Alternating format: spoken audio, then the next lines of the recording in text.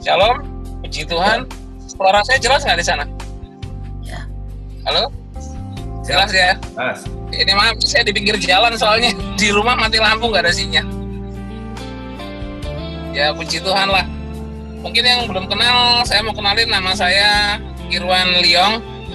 Saya tinggal di Lampung. Kebetulan usaha saya adalah jual beli kendaraan.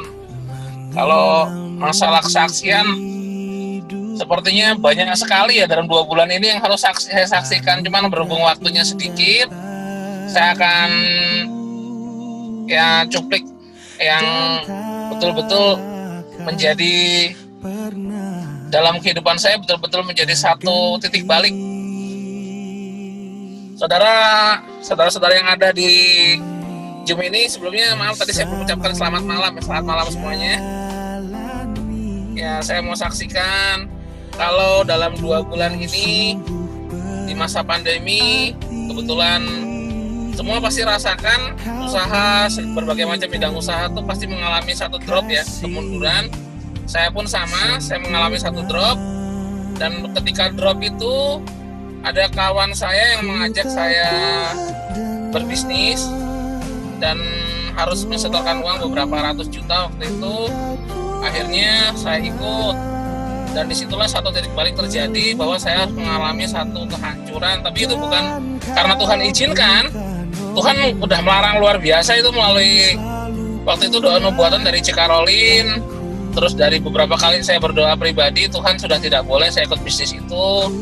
Berhubung waktu itu kedagingan saya yang luar biasa yang melawan gitu loh. Karena saya nggak dengerin Tuhan, saya dengerin daging saya, malah firman Tuhan saya pintir. Boleh Tuhan. Akhirnya saya tetap ikut, dan yang terjadi adalah orang itu kabur dan uang saya dibawa semua. Dan ketika itu terjadi, saya ngerasa ngedrop. 2 minggu saya nggak ngapa-ngapain, saya di rumah aja. Dan sampai satu titik istri saya bilang, kamu mau ngapain? Aku bilang ya aku mau balik, aku mau kerja lagi. Akhirnya di situ aku mulai berdoa lagi sama Tuhan, aku minta bantuan lagi dari Cik Karolin, aku minta didoakan, dan di situ ada satu kekuatan yang aku rasa aku dapat, sehingga aku boleh bangkit dan kembali boleh bekerja dengan dana yang sangat minim waktu itu. Dan di situ pun terjadi suatu jadi waktu aku mau berangkat ke Jakarta untuk membeli suatu barang, aku berdoa sama Tuhan. Tuhan, aku mau beli barang ini, boleh nggak? Tuhan bilang jangan. Loh, ini kan barang cepet laku loh Tuhan, aku pikir. Cuma Tuhan bilang jangan, Tuhan bilang beli yang itu. Nah, yang itu yang Tuhan suruh beli itu loh. Aku bilang ini barang yang susah laku loh Tuhan. Loh, gimana aku lagi susah, cuman waktu itu aku berpikir, aku sudah 1 kali langgar perintah Tuhan, aku nggak mau langgar lagi, aku beli barang itu. Dan yang terjadi puji Tuhan saudara, sampai rumah mobil itu hanya nginep 1 malam, dan besoknya laku sesuai dengan yang saya inginkan waktu itu nominalnya. Jadi yang hebat bukan saya, tapi Tuhan yang luar biasa. Dan sekarang pun juga saya waktu itu kemarin itu mendengarkan kesaksian Bapak dari firman dari Bapak Billy Lantang. Waktu itu saya masih mencoba mencerna. Bapak Billy Lantang waktu itu bilang, iblis lempar jeruk, Tuhan jadikan jus jeruk. Aku berpikir ini maksudnya apa ya? Aku isi bingung lagi. Ternyata Tuhan langsung kasih sama saya, gini loh maksudnya. Saudara, saya ini juga kan berbisnis di bidang transportasi darat ya, travel ya. Bertahun-tahun kemarin itu saya sudah punya rencana pengen punya satu mikrobus ya, elap, tapi saya belum pernah bisa beli. Beberapa kali saya mau coba kredit pun istri saya nggak setuju, dan saya pikir untuk kredit kayaknya kok berat gitu loh. Tapi yang sungguh luar biasa saudara, saya luar biasa terharu ini. Tuhan saya luar biasa, Tuhan kita luar biasa saudara. Di masa pandemi, di saat saya bangkrut, di masa uang saya dibawa kabur orang, Tuhan kirimkan mobil itu saudara. Ya, betul-betul yang seperti saya inginkan, yang satu mikrobus elop Tuhan kasih ke aku kontan, nggak harus kredit. Jadi aku bilang tadi malam, ya Tuhan, kok ini bisa kejadian betulan ya?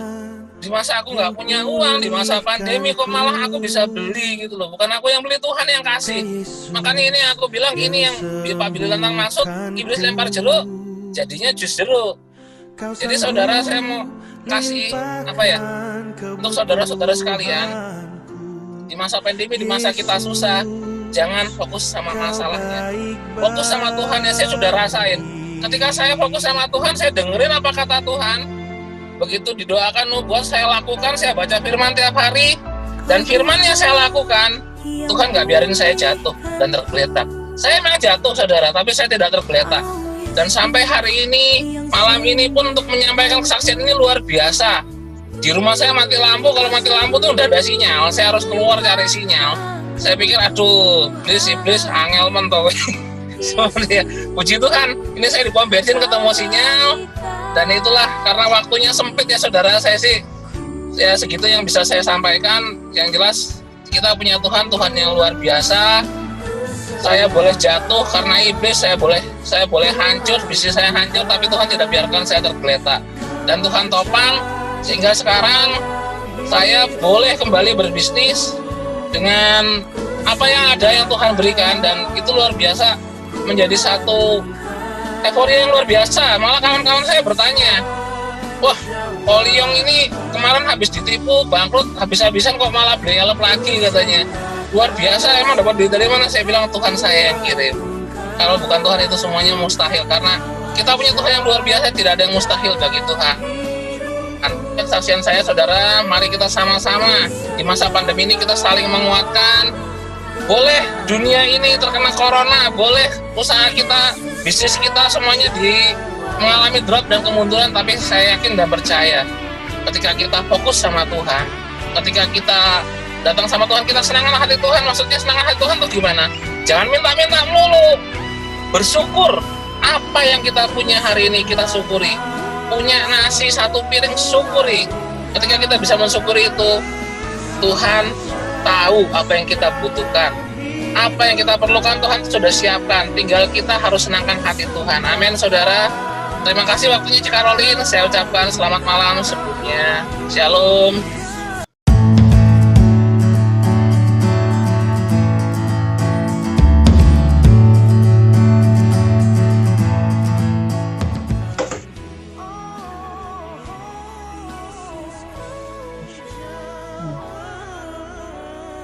Shalom saudara, selamat malam. Suara saya kedengaran ya. Mudah-mudahan signal kita berdoa, signal kita bagus semua. Ya, kita akan sama-sama belajar firman pada malam hari ini. Firman Tuhan saya ambil dari Amos 5 ayat 21 sampai 27.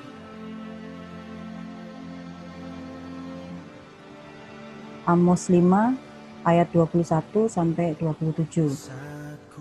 Saya bacakan ya. Perikopnya mengatakan ibadah Israel dibenci Tuhan. Ayat 21, aku membenci, aku menghinakan perayaanmu, dan aku tidak senang kepada perkumpulan rayamu. Ayat 22, sungguh apabila kamu mempersembahkan kepadaku korban-korban bakaran dan korban-korban sajianmu, aku tidak suka. Dan korban keselamatanmu berupa ternak yang tambun, aku tidak pandang.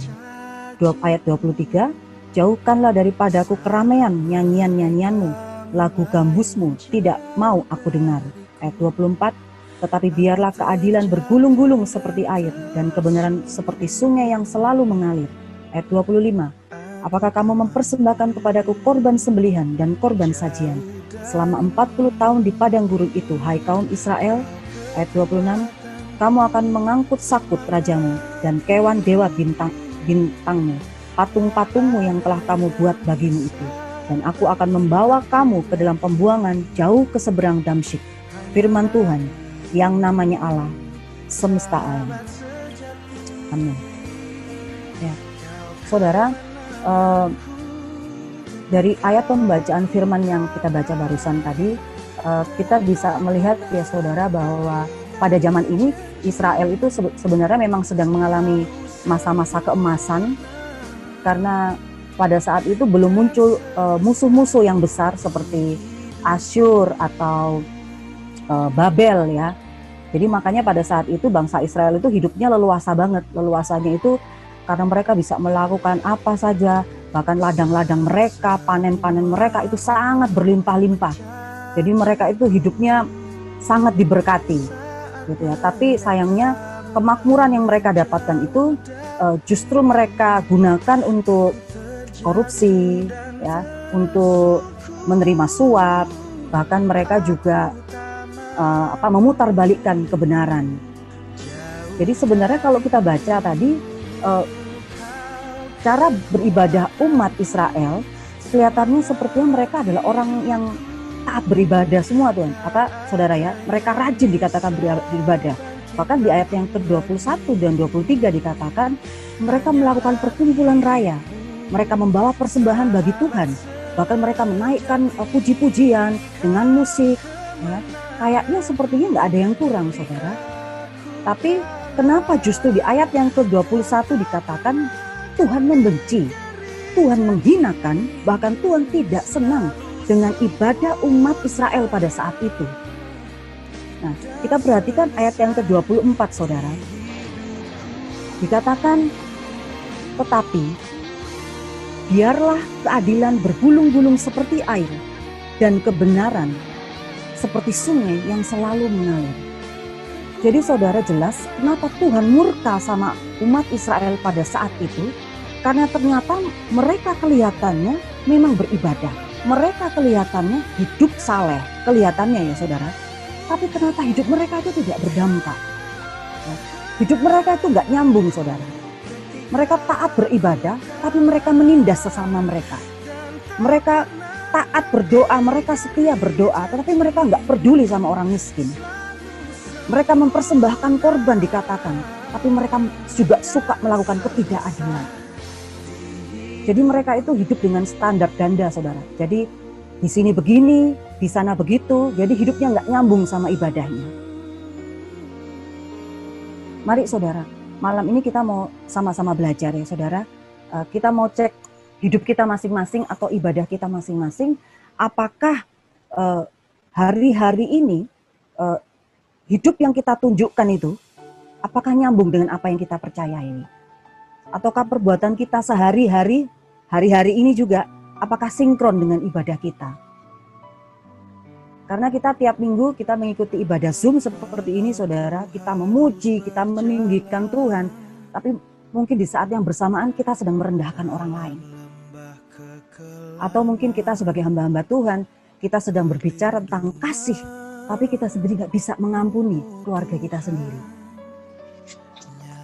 Ayo saudara, malam ini kita mau sama-sama belajar, apakah kekristenan kita ini selaras sama ibadah kita? Atau jangan-jangan ibadah kita ini sudah berubah? Ya. Mari saudara, saya catat di sini ada 3 poin yang mau saya sampaikan tentang ibadah kita. Ibadah kita berubah ketika apa, saudara?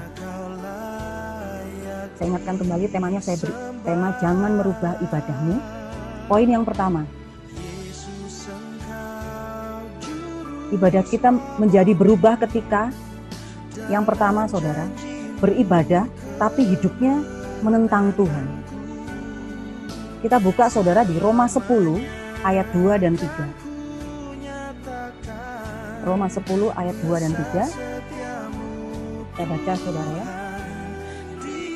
Sebab aku dapat memberi kesaksian tentang mereka, mereka sungguh-sungguh giat untuk Allah, tetapi tanpa pengertian yang benar. Sebab oleh karena mereka tidak mengenal kebenaran Allah, dan oleh karena mereka berusaha untuk mendirikan kebenaran mereka sendiri, maka mereka tidak takluk kepada kebenaran Allah. Jadi saudara, kalau kita baca ini ya, apakah mereka yang dikatakan oleh Rasul Paulus ini mereka orang Kristen? Iya saudara, mereka orang Kristen. Bahkan tadi Rasul Paulus mengatakan bahwa mereka sungguh-sungguh giat untuk Allah. Mereka mungkin tiap minggu ke gereja, iya saudara. Mungkin juga mereka pengerja juga, iya. Mereka juga hamba Tuhan mungkin, mereka mungkin juga pelayan Tuhan saudara.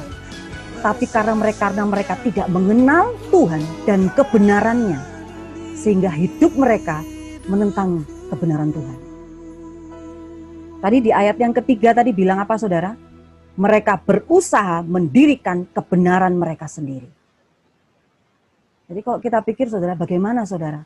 Kita mau ikut Tuhan, tapi kita masih mau pakai pikiran kita sendiri. Kita kita beribadah kepada Tuhan, tapi yang kita pakai kebenaran kita sendiri. Nggak bisa, saudara. Satu kali satu ibu muda datang kepada saya, dia bilang sama saya seperti ini. Aku harus bagaimana, Kak? Aku nggak layak diperlakukan seperti ini oleh suamiku. Apa yang harus aku lakukan, Kak? Saya bilang sama dia, kalau kamu datang sama saya, kamu tanya sama saya, jawabannya cuma satu. Ada di 1 Petrus 3 ayat 1 dikatakan, hai istri-istri, tunduklah kepada suamimu, supaya jika ada di antara mereka yang tidak taat kepada firman, dalam arti mereka masih hidup di dalam dosa, mereka juga tanpa perkataan dimenangkan oleh kelakuan istrinya. Terus dia bilang, apa? Gak ada cara lain, Kak? Oh, gak ada. Hanya itu caranya. Tapi gak bisa, Kak.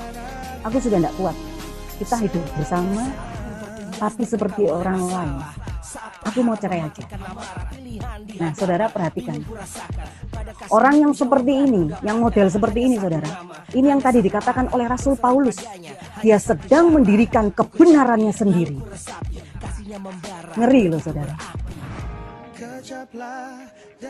Kita mengaku beribadah, tapi kita mau pakai cara-cara kita sendiri.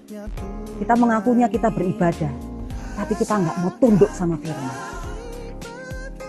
Makanya saudara, kita perlu sekali belajar firman dengan benar. Supaya apa, saudara? Supaya kebenaran kita sendiri yang kita miliki ini, semakin hari ketika kita belajar firman, semakin hari itu semakin dikikis, saudara. Supaya digantikan dengan kebenaran Kristus. Amin ya, saudara. Kita harus pakai standarnya Tuhan. Kita nggak bisa pakai standar manusia. Kita beribadah, tapi sebenarnya kita hidup menentang Tuhan. Dan makanya itu menimbulkan murka Tuhan kepada bangsa Israel pada zaman Nabi Amos yang tadi barusan berkata. Baik saudara, kita mulai introspeksi diri kita masing-masing. Apakah hari-hari ini kita sedang menentang kebenaran firman? Kalau Tuhan bilang ampuni, ampuni saudara. Sekalipun itu berat. Karena kita mau pakai kebenaran firman, bukan kebenaran kita sendiri. Amin saudara. Kita masuk di poin yang kedua saudara. Shalom saudara. Saat album ini dikerjakan, ibadah itu menjadi berubah surat masuk ke Impact ketika Music beribadah tapi piatu, cuma percaya. Yang dimana kita baca saudara di Yakobus 2 ayat 19 dan 20. Di mana mereka punya satu kerinduan, saya bisa bernyanyi dengan mereka saya dan bacakan. sebaliknya. Dan lagu tersebut, engkau percaya bahwa hanya ada satu Allah saja, itu baik. Tetapi setan-setan pun juga percaya akan hal itu dan mereka gemetar. Hai manusia yang bebal, maukah engkau mengakui sekarang bahwa iman tanpa perbuatan adalah iman yang kosong? Jadi saudara percaya ya, mengakui bahwa kita memiliki satu Allah. Tapi masalahnya setan juga percaya, saudara. Jadi kalau level iman kita cuma sampai dipercaya, berarti kita sama kayak siapa, saudara? Maaf ya saudara, sama kayak setan, saudara. Lalu ayat yang ke-20 tadi bilang apa, saudara? Hai manusia yang bebal, maukah engkau mengakui sekarang bahwa iman tanpa perbuatan adalah iman yang kosong? Nah, orang-orang yang beribadah dan percaya seperti ini, saudara, banyak saudara hari-hari ini. Ya, waktu dengar janji Tuhan, dia langsung bilang, yes, amin, amin. Ya, apalagi waktu nyanyi, hatiku percaya.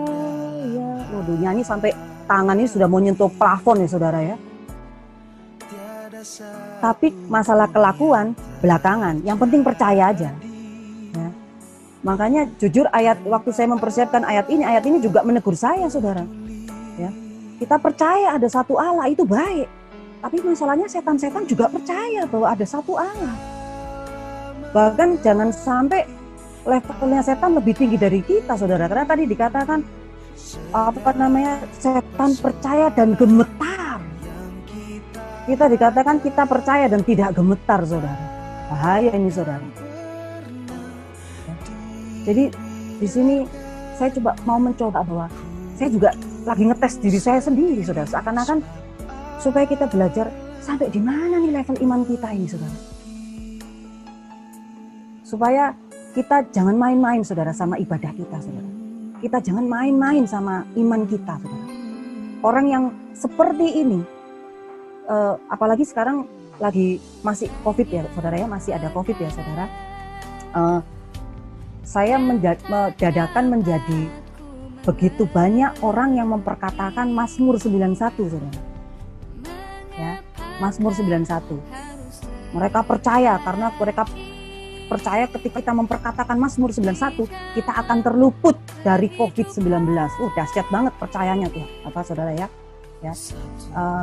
Tapi mereka menjadikan ini seperti jimat, saudara. Jadi kayaknya Mazmur 91 nih jadinya kayak mantra. Jadi di sini saya cuma mau ingetin, saudara, bahwa Mazmur 91 ini dahsyat. Saya percaya sangat bagus firman ini, karena jujur saya juga memperkatakan itu setiap hari. Ya, dikatakan walau 1000 rebah, 10.000 rebah di sebelah kananmu, engkau hanya akan menontonnya, karena Tuhan adalah tempat perlindungan. Amin, saya percaya. Ya, tapi untuk mendapatkan janji itu, saudara, ada syaratnya. Jadi nggak cukup hanya sekedar kita baca dan kita percayai. Ya, dikatakan ayat yang ke-14 Mazmur 91, sungguh hatinya melekat kepadaku. Jadi hanya orang-orang yang melekat hatinya kepada Tuhan, saudara, yang akan diluputkan. Yang artinya berarti ada bagian yang harus kita ambil. Ada ketaatan yang harus saudara dan saya kerjakan supaya ayat ini, firman ini boleh terjadi dalam kehidupan saya dan saudara. Jadi bukan cuma sekedar membacanya saja dan sekedar percaya, saudara. Itu namanya percaya yang kebablasan, saudara. Gagal fokus berarti. Kenapa saya bilang gagal fokus? Karena sebagai orang percaya, saudara, kita ini diperhadapkan kepada tantangan yang besar, saudara. Kenapa saya bilang tantangan yang besar? Karena kita ini dituntut sebagai orang percaya, kita ini dituntut untuk membuktikan firman yang kita baca itu di dalam kehidupan kita sehari-hari. Jadi bukan hanya sekedar fasih mengatakannya atau hanya sekedar percaya, saudara. Kita buka di ayat yang tadi, Yakobus 2 ayat ke-22. Yakobus 2 ayat yang ke-22. Kamu lihat bahwa iman bekerja sama dengan perbuatan-perbuatan itu. Saya ulangi. Kamu lihat bahwa iman bekerja sama dengan perbuatan-perbuatan, dan oleh perbuatan-perbuatan itu iman menjadi sempurna. Ya, jadi harus disertai dengan perbuatan, saudara. Nggak cukup sampai kita dipercaya. Ayo saudara, kita jangan ada di posisi ini. Ya, saya dulu juga pernah ada di posisi ini, saudara. Percaya tok, tapi tidak menjadi pelaku firman. Sampai dipercaya aja. Kita beribadah, kita percaya, kita merasa sepertinya kita udah bener nih kayaknya. Tapi ternyata ada yang salah sama ibadah kita, saudara. Dan parahnya lagi, saudara, kita melakukan semua itu dengan perasaan yang biasa-biasa aja. Oh nggak apa-apa kok, aku sudah baca, aku sudah percaya. Kayaknya nggak masalah. Nah ini bahaya, saudara. Ya. Jadi kita merasa kayak sepertinya nggak bersalah sama Tuhan. Ayo saudara, jangan sampai dipercaya. Karena kalau sampai dipercaya, kita satu level sama si bolis, saudara, sama iblis, saudara. Ya, ayo saudara, kita masuk lebih dalam lagi. Kita sekarang masuk di poin yang ketiga. Poin yang ketiga, ibadah itu menjadi berubah ketika ibadah yang katanya mengenal Tuhan. Saudara, tahu dan mengenal itu berbeda, saudara. Ya, saya sering sampaikan di ibadah pemuda, saya selalu ingetin kepada pemuda-pemuda, tahu dan mengenal itu berbeda. Karena kalau tahu itu sifatnya terbatas, saudara. Oh saya tahu, tapi tidak mengenal lebih dalam. Tapi kalau kita berbicara tentang mengenal, Mengenal itu berbicara tentang kita punya hubungan, kita punya relationship, saudara. Ya. Kita baca di Galatia 4 ayat yang ke-8.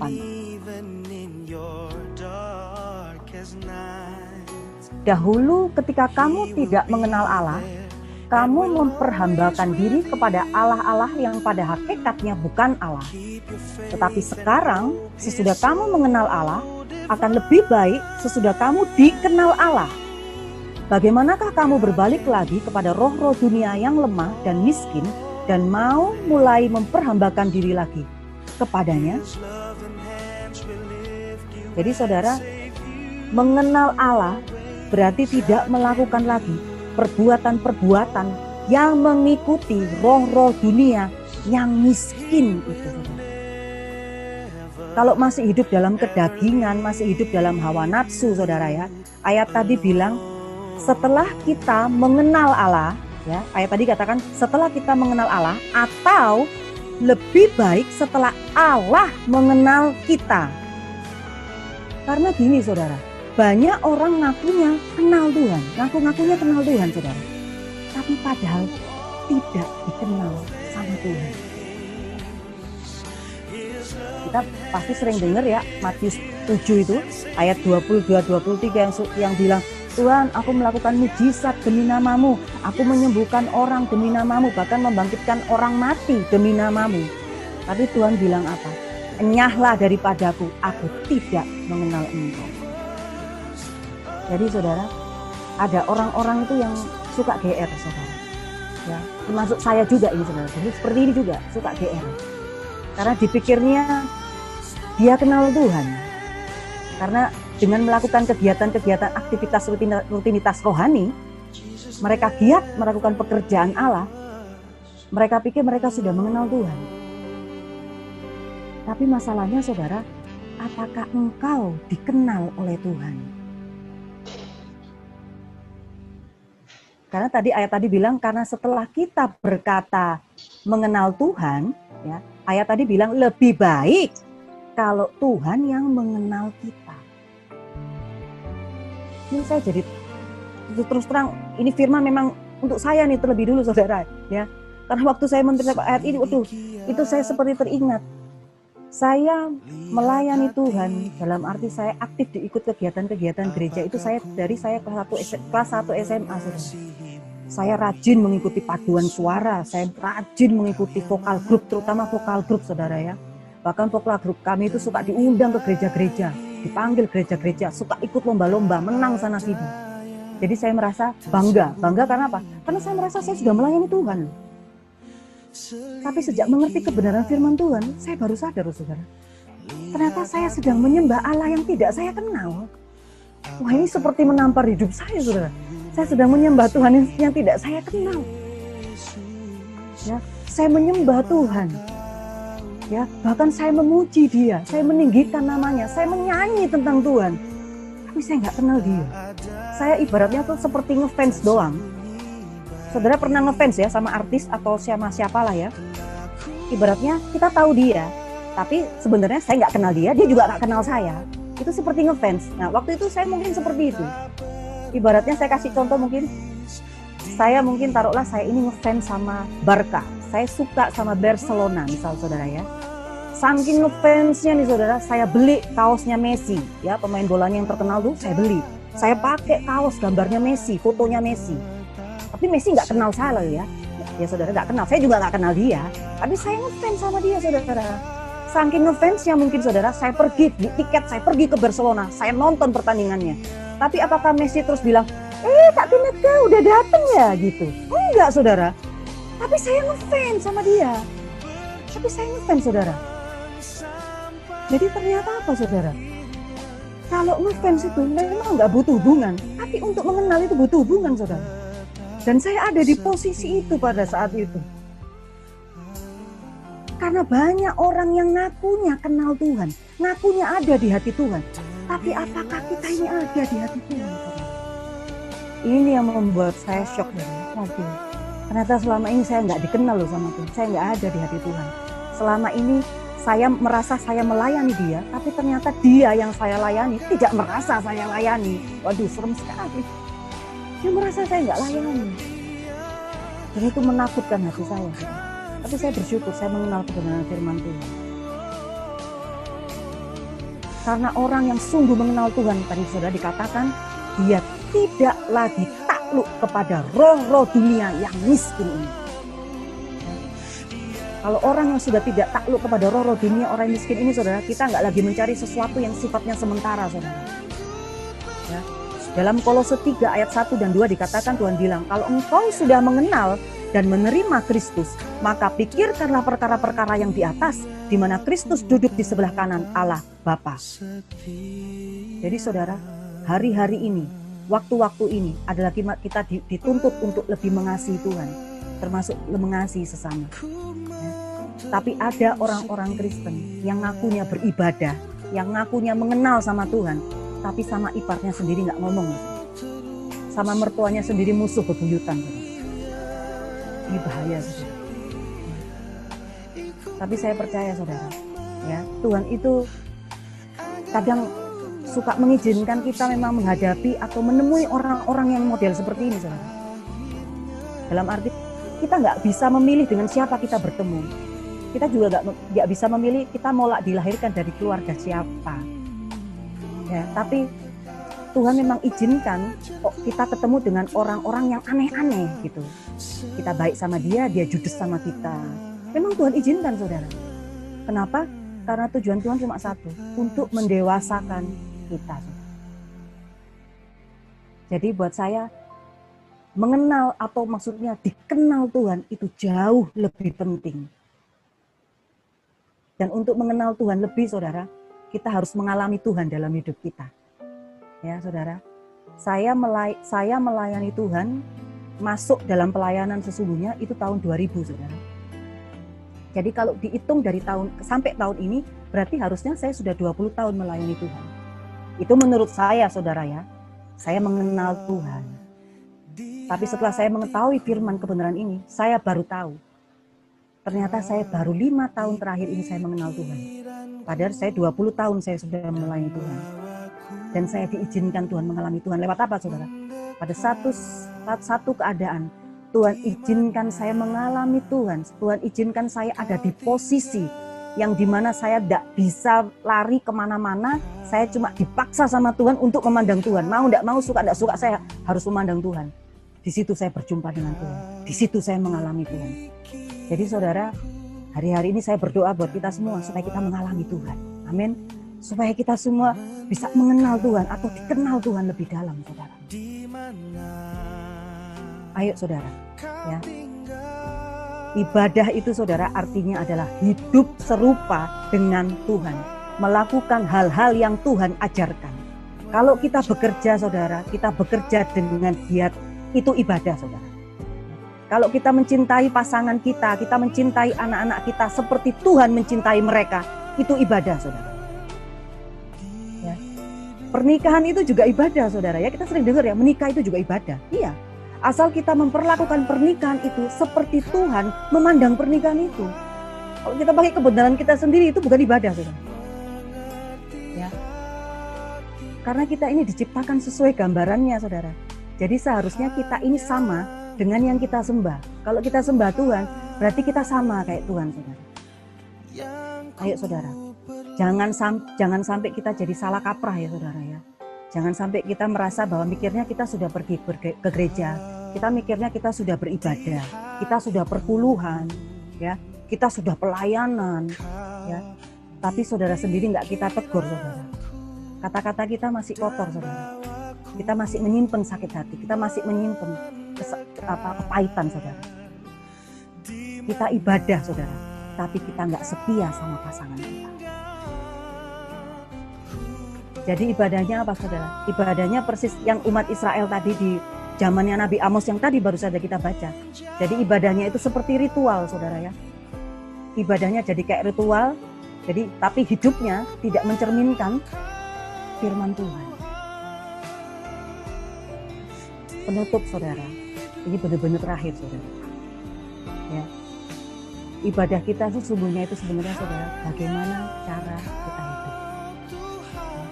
Dimanapun, kapanpun, ya, kita cek saudara kehidupan kita masing-masing. Apakah kita ini melakukan apa yang Tuhan mau? Apakah kita ini menyenangkan hati Tuhan? Apakah kita memuliakan nama Tuhan?